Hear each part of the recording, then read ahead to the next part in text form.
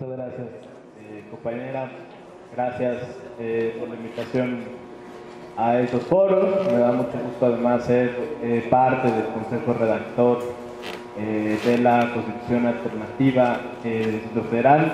En buena medida, me parece casi un poco una ofensa llamarle proceso constituyente a lo que va a suceder en la Ciudad de México.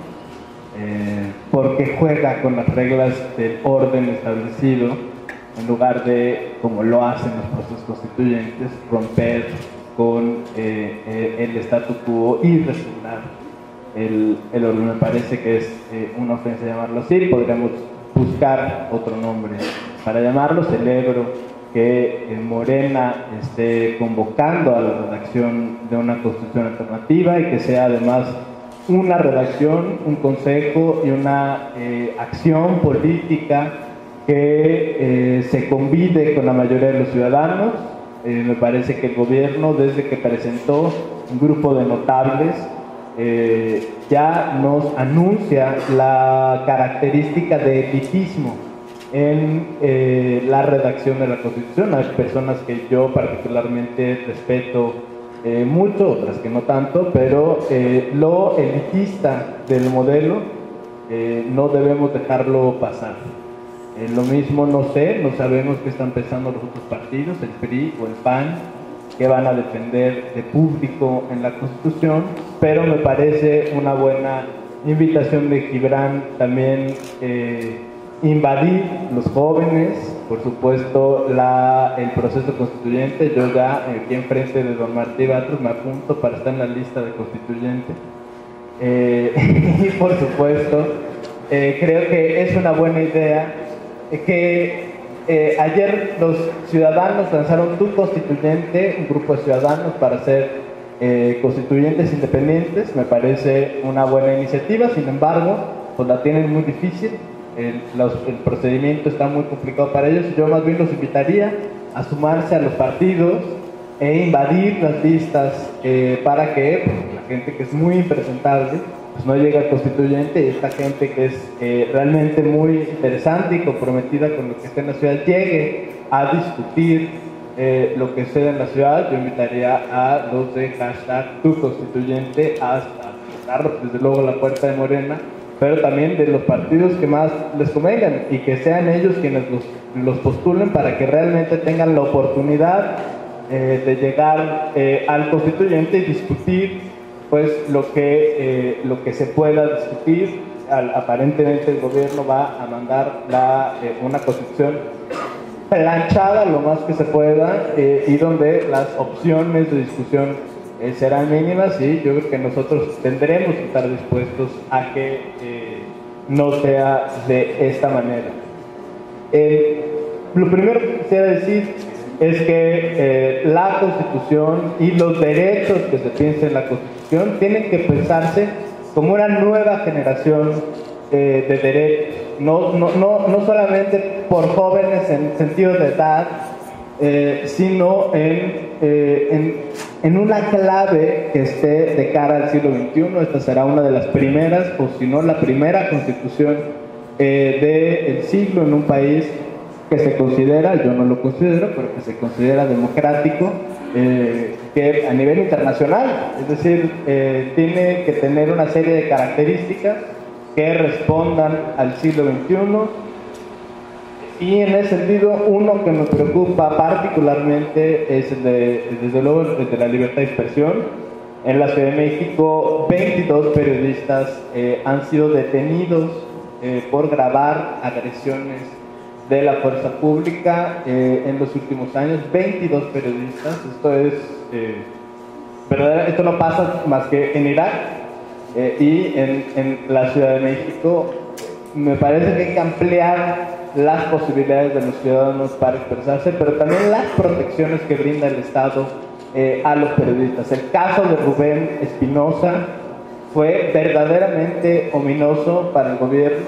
El gobierno filtró información, torturó a posibles testigos o a testigos, presentó pruebas que de entrada deslegitimaban la causa de libertad de expresión como hoy del homicidio, causó un pánico moral con el tema de que sí, la drogadicción y que el narcomenudeo, como si esas personas no tuvieran derechos, y ese tipo de prácticas tendrán que ser erradicadas del gobierno, del próximo gobierno de la ciudad, emanado del proceso constituyente. Lo mismo pasa, desde luego, con el comportamiento de los funcionarios públicos. No podría calificarlos distinto, que todos se comportan como unos gángsters en este gobierno. Solo hay que ver y preguntarnos por qué Simón Levy tiene trabajo y sigue teniendo trabajo pese a haber perdido las urnas. El tema del corredor comercial Chapultepec, cómo ha pactado él y otros funcionarios beneficios personales a costa de la ciudad. ¿Y qué ciudad imaginan? Es decir, nosotros deberíamos de pensarnos en oposición a esa imaginación de ciudad. Ellos imaginan una ciudad 100% urbana, cuando es verdad que casi el 50% del territorio de esta ciudad es de los pueblos originarios, es un territorio campesino, no solamente urbano. Se imaginan una ciudad donde el esparcimiento son los centros comerciales, no sé por qué, pero así lo imaginan, y así promueven la inversión, la participación y pactan políticamente para su beneficio. No podría, insisto, no catalogarlos como prácticas gangsteriles de los funcionarios de Miguel Ángel Mancera. Creo que una cosa muy importante de la Constitución deberá centrarse en la recuperación de lo público en general. Creo que se ha secuestrado lo público por el gobierno, pero también los ciudadanos hemos sido despojados de la vida pública en el Distrito Federal. Las decisiones, los procesos políticos, lo que le afecta a la ciudad es decidido por una élite que pacta entre sí para su beneficio. Creo que eso tiene que cambiar inmediatamente. Se deben diseñar en la parte orgánica de la Constitución pues una serie de mecanismos horizontales y verticales de rendición de cuentas que permita la participación ciudadana adentro de los consejos y de las alcaldías, pero también del gobierno central, donde haya comités ciudadanos también evaluando las políticas públicas, la toma de decisiones, no todas desde luego, pero la mayoría que sea eficiente, y que los funcionarios sientan que están siendo también vigilados y evaluados constantemente por los ciudadanos. Los funcionarios hoy evidentemente no tienen ese miedo, hay que ver cómo actúan y cómo pactan para intuir que no tienen ningún miedo de la sanción social que tienen. Y creo que un buen diseño constitucional es aquel que evalúe y que ponga ahí mecanismos de rendición de cuentas horizontales y verticales para funcionarios públicos en las alcaldías y también en el gobierno central. Lo último, me parece que tampoco tenemos que sacrificar la pluralidad política de la ciudad. A veces pues nuestros académicos más liberales nos han metido el chip de que un gobierno plural y por lo tanto no mayoritario pues no toma decisiones y es poco eficiente, y ya ven la eficiencia que nos resultó el Pacto por México. Más bien desdibujó la oposición, y no solamente eso, hizo ineficiente al Congreso, y el desastre de país que tenemos hoy, o el desastre del sexenio que ha sido Peña Nieto, ha sido por no respetar la pluralidad política y más bien cooptar a quien podría ser la oposición. Hay que pensar también en que la pluralidad política y la pluralidad que brinda la democracia no está peleado con los acuerdos pues políticos institucionales, pero hay que respetar y preservar. Y no solamente eso, yo creo que hay que impulsar la pluralidad política. Cuando decía en mi biografía, cuando nosotros fundamos el Partido Pirata Mexicano, el Partido Pirata Mexicano viene la tradición de los partidos piratas europeos, y solo tienen una sola agenda en su partido mixto, que es la reestructuración del régimen de propiedad intelectual, abolir el régimen de propiedad intelectual como lo conocemos, pero cuando lo fundamos, nuestros compañeros en Europa, que ya eran eurodiputados, nos preguntaban ¿por qué no se lanzan? Porque aquí, en este país, la única persona que puede hacer partidos políticos pues, es el Bester Gordillo. O sea, necesitas muchísimo dinero, muchísimas clientelas, es una serie de requisitos impresionantes. En Europa ellos podrían tener 2 firmas y presentarse en una boleta con una agenda particular como la agenda de los partidos pirata. Yo sigo creyendo en esa agenda, me parece, entre otras cosas, que para el mejor acceso a la cultura, toda la producción cultural de la ciudad que sea financiada con recursos públicos no debe tener propiedad intelectual, debe estar en dominio público para el uso, goce y disfrute de todos los ciudadanos, que se lo apropien, que le hagan pues, un remix u obras derivadas alrededor de eso, que no tengan que pedir permiso y, digamos, abrir cada vez más las brechas en ese sentido.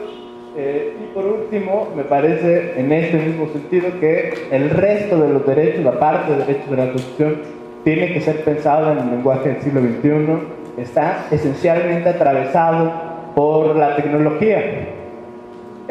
Lo que está, la tonta discusión que está hoy alrededor del funcionario de la Miguel Hidalgo, Arne del Rutenkamp, que también se comporta como los gángsters que denuncian. Pero esa discusión es importante de cómo la tecnología atraviesa las decisiones de los gobiernos, pero también el comportamiento de los ciudadanos. Y donde aparentemente se diluyen las barreras entre lo público y lo privado, pues esas discusiones que siempre, y la tecnología siempre va a estar adelante de la ley, pero la única manera de pensar la tecnología frente a lo público y frente al Estado es en clave de derechos humanos. O sea, el tema del señor Arne no es tan necesariamente mal.